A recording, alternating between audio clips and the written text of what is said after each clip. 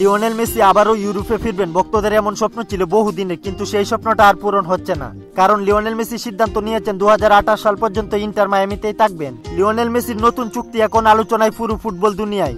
এই সিদ্ধান্তের পেছনে আছে কিছু গুরুত্বপূর্ণ ও বুদ্ধিদীপ্ত কারণ, যা প্রমাণ করে মেসি শুধু মাঠের জাদুকরই নন, বরং এক অসাধারণ কৌশলী ও চিন্তা শিল্পী, আর যিনি সবসময় জাতীয় দলের কথা চিন্তা করে। লিওনেল মেসির ইন্টার মায়ামিতে নতুন চুক্তির গুরুত্বপূর্ণ কারণগুলো জানুন পুরো ভিডিওতে।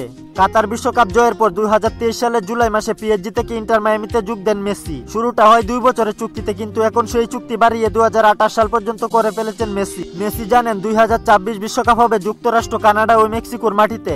এই মাঠে মানিয়ে নিতে সময় লাগে। কোনো ফুটবলার হঠাৎ করে যুক্তরাষ্ট্রের পরিস্থিতিতে নিজের সেরা ফর্ম দেখাতে পারবে না।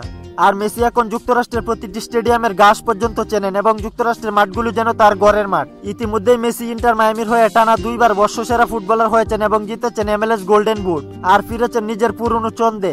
এ কারণেই ফুটবল বিশ্লেষকরা বলছেন মেসির ইন্টার মায়ামিতে থেকে যাওয়াটা শুধু একটা চুক্তি নয়, এটা আসলে 2026 বিশ্বকাপের জন্য এক কৌশল। 2026 বিশ্বকাপের শিরোপা ধরে রাখতে মাঠে নামবে আর্জেন্টিনা, আর এই মিশনে লিওনেল স্ক্যালোনির প্রধান সেনাপতি হবেন লিওনেল মেসি। আর মেসি যখন ফর্মে থাকে আর্জেন্টিনা হয়ে যায় অপ্রতিরোধ্য। যুক্তরাষ্ট্রের মাটিতে মেসি ডিপল জুটির অভিজ্ঞতা কাজে লাগিয়ে সব দলকে পরাস্ত করার নীল নকশা আঁকবেন লিওনেল স্ক্যালোনি। তাই লিওনেল মেসির ইন্টার মায়ামিতে থেকে যাওয়ার সিদ্ধান্তটা একটা বড় কৌশল হিসেবেই দেখছেন ফুটবল বিশ্লেষকরা। আপনার মতে মেসির এই সিদ্ধান্ত কি সঠিক ছিল? ইউরোপে ফেরার পরিবর্তে যুক্তরাষ্ট্রে থাকা কি মেসির মাস্টার প্ল্যান?